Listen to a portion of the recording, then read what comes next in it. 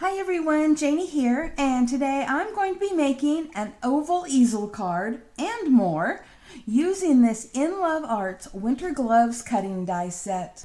It is super cute and also comes with dies for several holly leaves and little buttons for the mittens. I'm also using two oval stitched cutting dies. One is just smaller than the other to create perfect layers, and the size isn't important. But the largest die that I'm using is 3.5 inches by 4.5 inches, and the other one is just the next size down. So to start, I cut a piece of white 8.5 by 11 inch cardstock in half lengthwise, giving me two pieces that are 4.4 inches by 11 inches, and I'm going to use one of those to make the card base.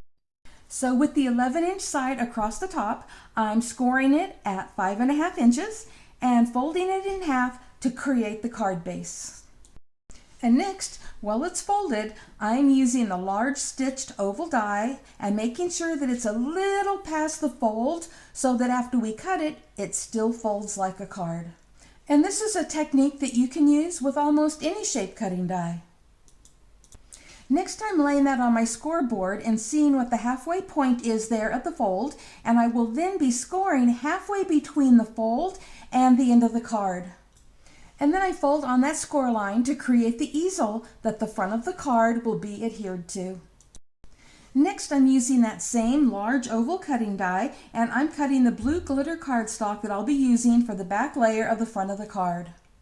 And now I'm using paper from the Recollections Gala paper pad, and it's double-sided, so I'm cutting the mittens out on the side that has the light blue snowflakes. And I wanted you to see the design that the cutting die embosses into the mittens.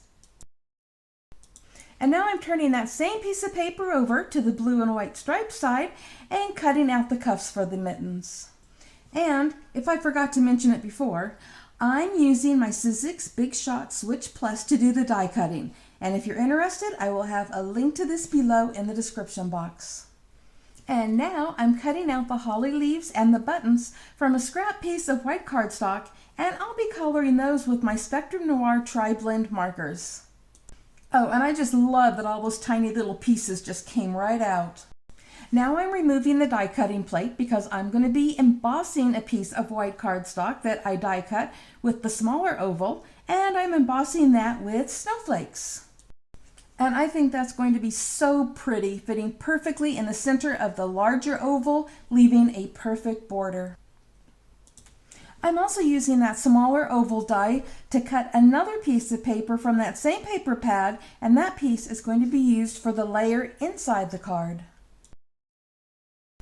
And now it's time to start putting things together, and I hope you don't mind, but I'm going to put on some holiday music while you watch this process, as I feel the visual will be self-explanatory.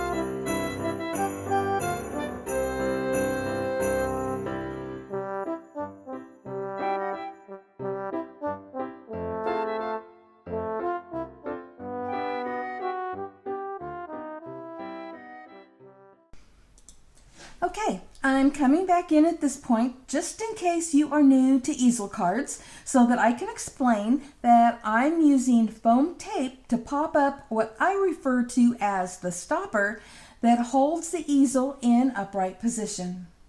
You can use any item that is dimensional enough to hold the easel in place. This just happens to be what I'm using on this card. Depending on the theme of your card, you could use flowers or pearls or a strip of something decorative.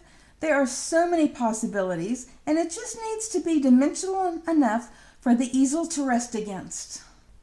And the positioning of the stopper just depends on how upright you want the easel to be. And here's my finished card, and I hope it helped you to see how easy it is to make a shaped card just like this oval. Easel cards are one of my favorites because they are so easy to make and they look so beautiful on display. And now I'm going to show you that you can also use these to make tags and ornaments by layering two of the die-cut mittens together front and back. I forgot to turn my camera on when I started, but you'll see how I'm doing it with the second mitten. I used pattern paper on both sides so they look the same on both sides, but instead you can use a solid color cardstock for the back if you wanted to make it a tag and have a place to write to and from or stamp a sentiment.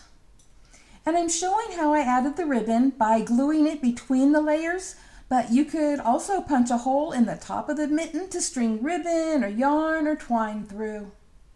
Or you don't even have to connect them together with ribbon or anything. You can always just glue them to a card or tag or whatever you like.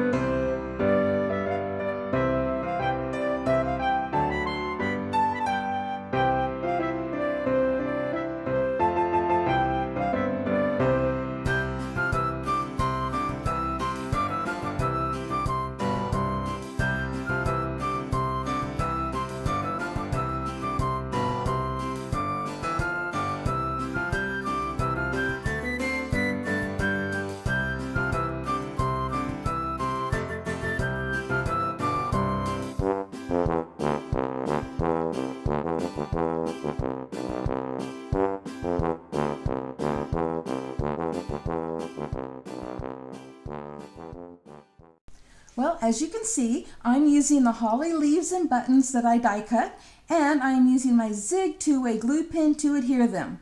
I like to use that for tiny pieces.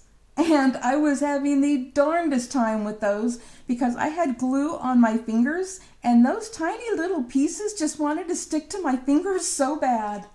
Please tell me I'm not the only one that has had that problem. So while you're watching, I hope that you're getting ideas of how to use these adorable mittens.